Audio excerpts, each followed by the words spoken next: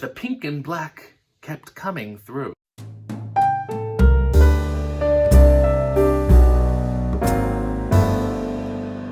Good evening. I am RJ City, and this is RJ Reads Wrestling Books. The book there ever is, the book there ever was, and the book there ever will be.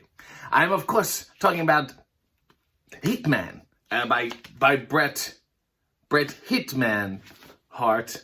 There he is on the cover, holding some sort of leather belt with a big, shiny metal buckle in the middle. Nevertheless, the passage I'll be reading tonight takes place in 1993, where Bret was wrestling with an illness. So we begin. I had a bad flu when I worked SummerSlam 1993, but there's no such thing as too sick for a pay-per-view. Everything was centered around Lex and Yoko's American hero angle. Undertaker was expected to carry Giant Gonzalez again, as like with so many horrible workers he'd been saddled with, he made a silk purse out of a sow's ear. As for me, the Hart family had now been written into my storyline. My mom and dad had been in the audience at Monday Night Raw, and Lawler took to ridiculing them with a series of one-liners.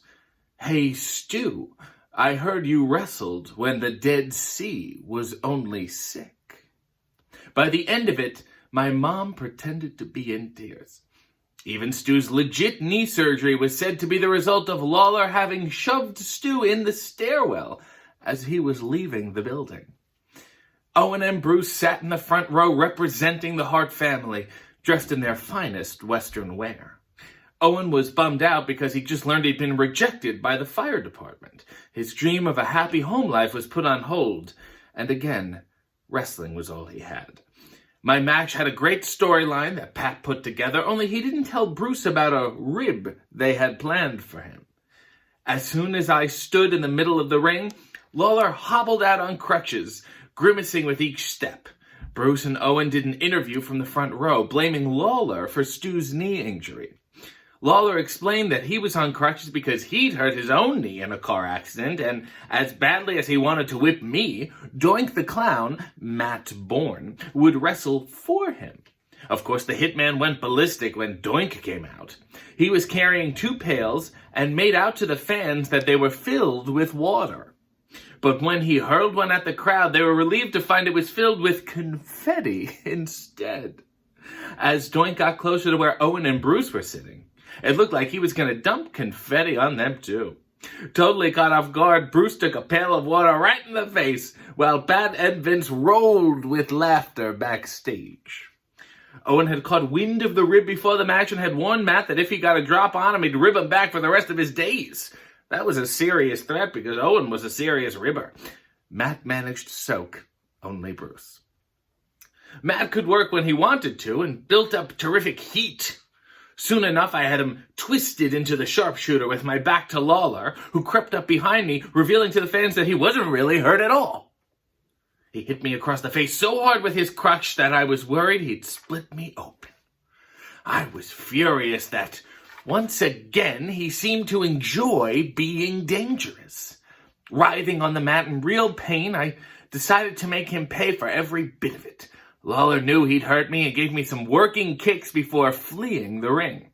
Jack Tunney, who was still playing the role of figurehead president of the WWF, appeared in the aisle to tell him that the people had paid to see him wrestle me and that, since he wasn't really hurt, he had to turn around and have a match or face permanent suspension. The crowd was on fire as I busted my way past a half a dozen refs to get my hands on Lawler. It was payback time, and he was in trouble. It'd been 2.5 months since he jumped me with the scepter at King of the Ring, and it still hurt me to take a breath. I unloaded on him, potatoing him with every punch, and soon he was jabbing me in the throat with a piece of broken crutch, working, building his heat better than any heel in the business at that time. He punched and kicked me, pulling every dirty trick he could think of until I railed off another stiff, full-force comeback. When he stepped into the sharpshooter, I almost bent him in half. For real. He begged and pleaded for me to ease up, but it was payback time. The ring filled with referees and agents who pretended not to be able to pull me off Lawler. Many of them had trouble keeping straight faces as they actually leaned their weight on me. They didn't like him either. After subjecting him to 4 minutes of excruciating agony, I released Lawler, who was so pained he couldn't move. Keeping to the storyline, the ref announced that because I wouldn't release the hold, I'd been disqualified. Of course, I'd become incensed and attacked a groaning Lawler as they carried him off in a stretcher. When I came back through the curtain, I smiled as I watched Lawler crawling like an alligator to his dressing room. Singer Aaron Neville, who was there to perform the national anthem before Lex's match, laughed, shook his head, and said to me, "You did a job on him, man." As I drove up to Grand Rapids TV with Owen and Bruce, I was in a good position to negotiate. I'd been subpoenaed, and I knew that wouldn't sit well with Vince to have me testify while there was still animosity between us. The first thing I asked him was why he couldn't do more with Owen. I pointed out that he'd never come through on his promises, and that with the shortage of talent, it would be a damn shame to see him quit the business. Vince feigned surprise at the directness of my remarks, but after a few minutes, he promised me he'd come up with something for my brother in the next few weeks. Then I told him I didn't like anything he was doing with me. I pointed out that as hard as he tried to paint me over with Hogan and Luger's colors, the pink and black kept coming through. The fans weren't going to let me fade away. It wasn't fair that he still expected me to carry the shows and do the brunt of the work while Lex got the belt and the top pay. If he didn't have anything big in store for me, I said, I was thinking of taking a year off. The color drained from Vince's face, and when I closed the door behind me, I knew I had him.